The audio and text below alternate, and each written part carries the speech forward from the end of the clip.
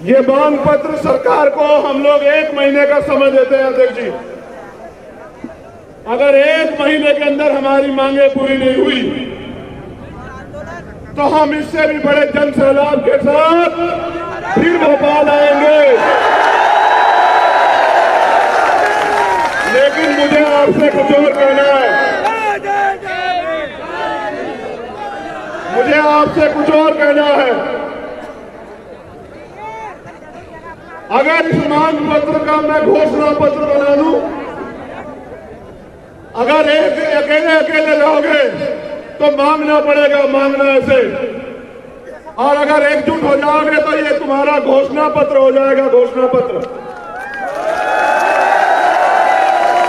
तुम्हारी जो मांगे हैं वो लिख के तुम मुझे दे दो।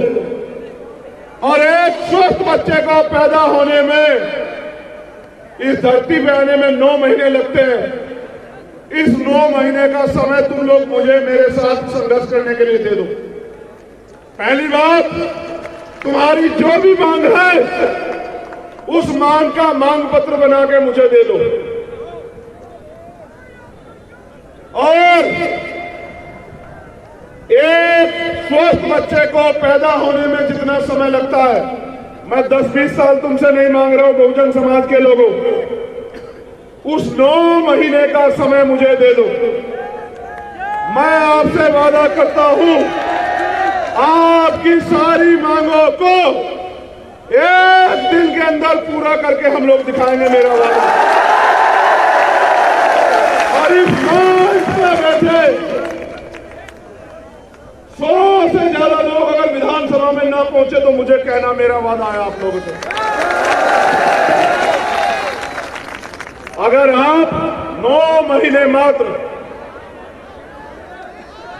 संघर्ष करने के लिए तैयार हो जाओ, 9 महीने का समय देके संघर्ष करने के लिए कितने लोग तैयार है जरा बताओ।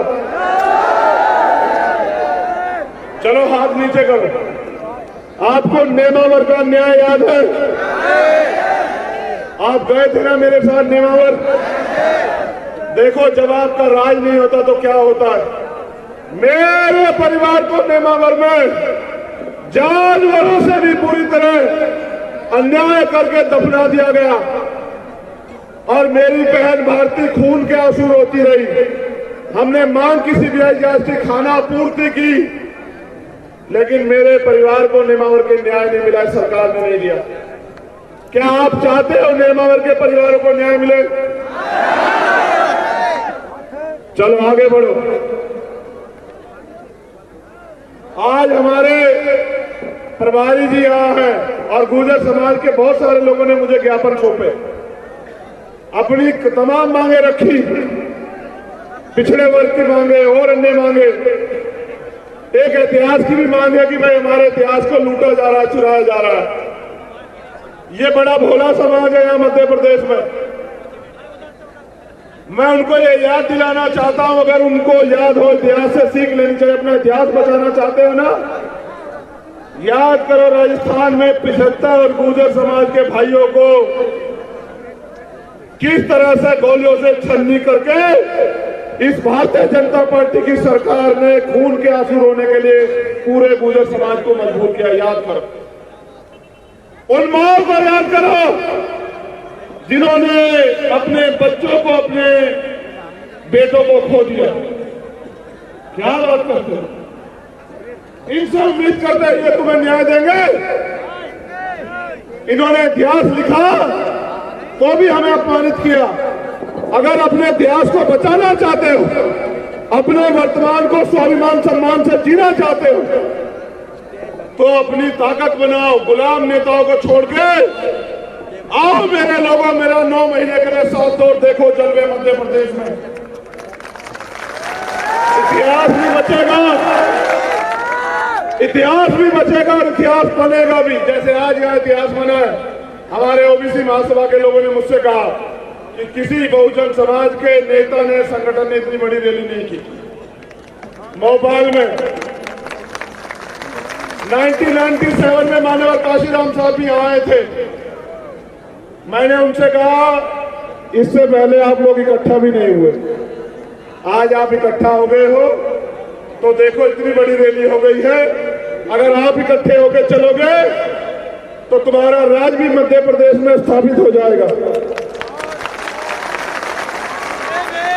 सरकार इतनी डरेगी आज की आपकी रैली के बाद कि कुछ लोग जो मंच पे बैठे हैं हो सकता है कल उनको भाजपा ज्वाइन करा ले।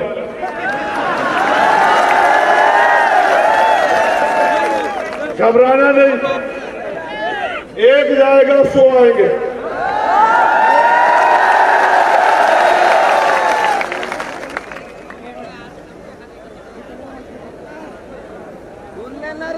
खोलकर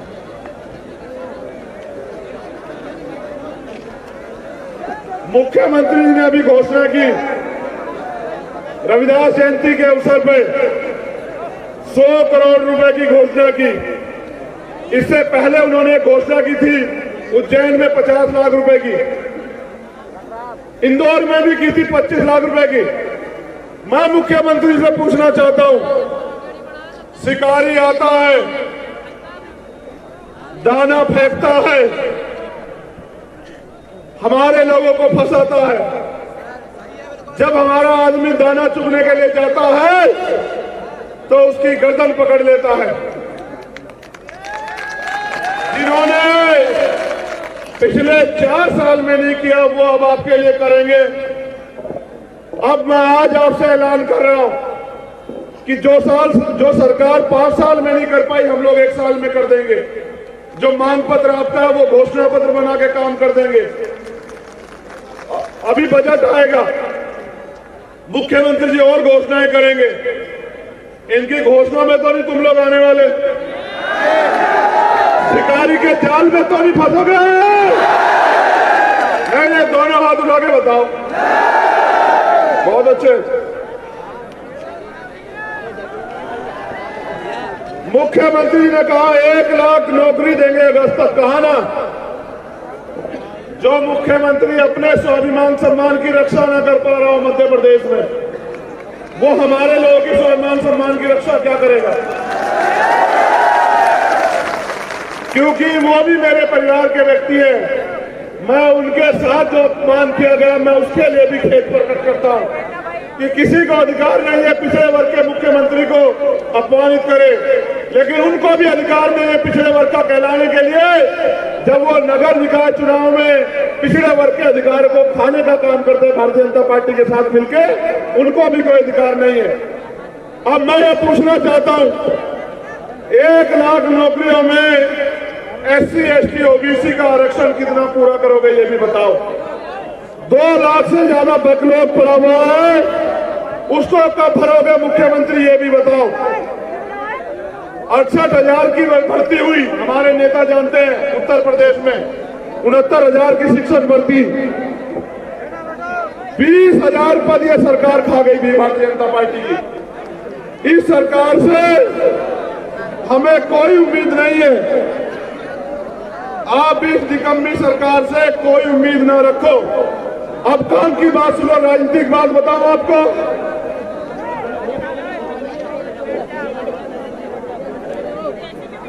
मध्य प्रदेश के शिवपुरी में करेरा में 6 वर्ष की मासूम बच्ची से अज्ञात लोगों ने,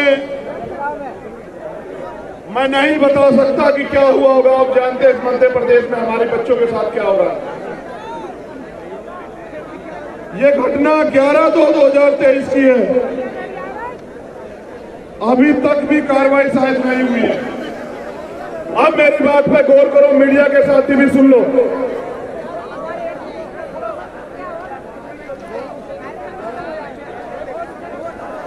मैं जो बात आपसे कह रहा हूं, अगर ये भारतीय जनता पार्टी और कांग्रेस कर दे तो मीडिया के लोग इस पे सवाल पूछना। जो समाज सरकार बना सकता है वो अपने लोगों की सरकार क्यों नहीं बना सकता? इस मध्य प्रदेश में अनुसूचित जाति जनजाति का मुख्यमंत्री क्यों नहीं बन सकता? आप बताओ मुझे। मेरा वादा है कि हम लोग भाईचारा बना के एक पॉलिसी बनाएंगे सुन लो, आज मीडिया के लोग जानना चाहते थे ना, जो मान्यवर काशीराम साहब कह के गए उनका वादा अधूरा है। अगर मेरे आदिवासी समाज के लोग तैयार हो जाए तो पहला आदिवासी मुख्यमंत्री हम लोग बनाने का काम करेंगे मध्य प्रदेश में। और जहां बीजेपी कांग्रेस के लोगों का हो कि वो बना के दिखाने, वो बनाएंगे तो राज्यपाल या राष्ट्रपति जिनके हाथ में कोई पावर नहीं है, सिर्फ दिखावा करेंगे। बहुत नेता तैयार हो गए हैं मेरे आदिवासी परिवार में। तुम लोग मोर्चा, मेरा वादा है कि पहला आदिवासी मुख्यमंत्री मध्य प्रदेश में हम लोग बना के दिखाएंगे इसी बार। एक अनुसूचित जाति का उप मुख्यमंत्री, एक अन्य पिछड़े वर्ग का मुख्यमंत्री, उप मुख्यमंत्री और एक अल्पसंख्यक समाज का उप मुख्यमंत्री। ये 4 ताकतवर लोग हम लोग अपनी सरकार के जरिए मध्य प्रदेश में बना के दिखाएंगे। और चारों को बराबर पावर होगी कि चारों लोग इन वर्गों के हितों के लिए कानून बनाए और फैसले ले। आप ये बताओ, वोट हमारा, राज तुम्हारा, कब तक इस देश में चलेगा? आप बताओ। जातिगत जनगणना होनी चाहिए, नहीं होनी चाहिए? बताओ। जाति धर्म के नाम पे जो अन्याय हो रहा है वो रुकना चाहिए, नहीं रुकना चाहिए? बताओ। मेरी आवाज आ रही है? मेरी आवाज आ रही है? देखना, मुझे बताओ, हमारी बहन बेटियों पर जो अत्याचार होता है, जो खून के आंसू हम लोग रोते हैं, वो खत्म होना चाहिए, नहीं होना चाहिए? बताओ। जो पढ़े लिखे नौजवान बेरोजगार घूम रहे हैं उनको रोजगार मिलना चाहिए, नहीं मिलना चाहिए? बताओ। ये कांग्रेस के लोग बीजेपी को कोसते रहते हैं, बीजेपी के लोग कांग्रेस के को कोसते रहते हैं। इन बहुजन समाज को अधिकार मिलना चाहिए, मिलना चाहिए? बताओ। आप में से कितने लोग चाहते हो कि आदिवासी समाज का मुख्यमंत्री बने? हाथ उठाओ। मैं देख रहा हूं, उठा के रखो। मैं देखता हूं मेरे आदिवासी परिवार में कौन कौन साथ है।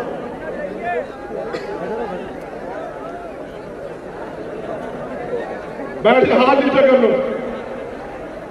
तो जैसा मैंने आपसे कहा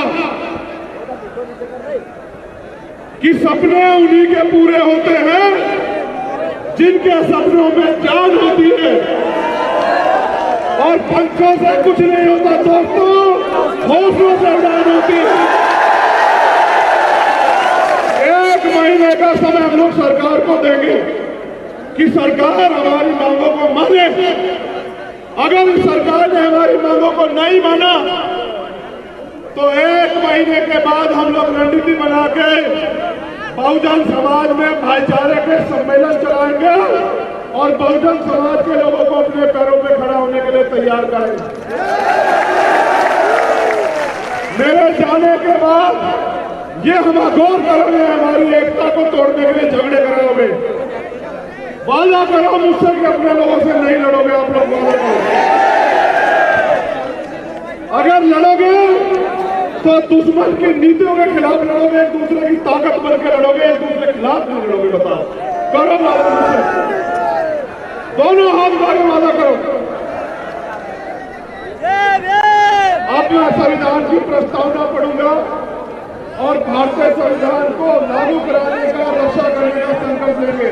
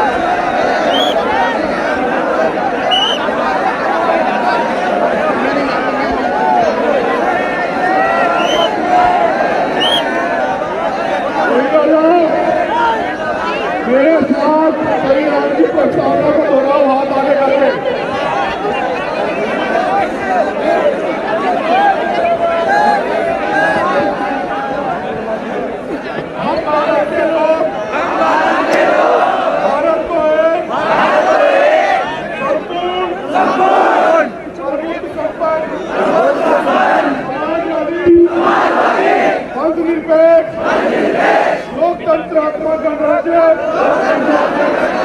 बनाने के लिए तथा उसके समस्त नागरिकों को सामाजिक, आर्थिक और राजनीतिक न्याय, विचार, अभिव्यक्ति, विश्वास, धर्म और उपासना की स्वतंत्रता, प्रतिष्ठा और अवसर की समता प्राप्त कराने के लिए तथा उन सब में व्यक्ति की गरिमा और राष्ट्र की एकता और अखंडता सुनिश्चित करने वाली बद्धता बढ़ाने के लिए दृढ़ संकल्प होकर अपनी इस संविधान सभा में आज तारीख 26 नवंबर 1949 को इक़्तिदार द्वारा इस संविधान को अंगीकृत अधिनियमित और आत्मर्पित करते हैं। दोनों हाथ उठाकर भारतीय संविधान की रक्षा करोगे नहीं करोगे?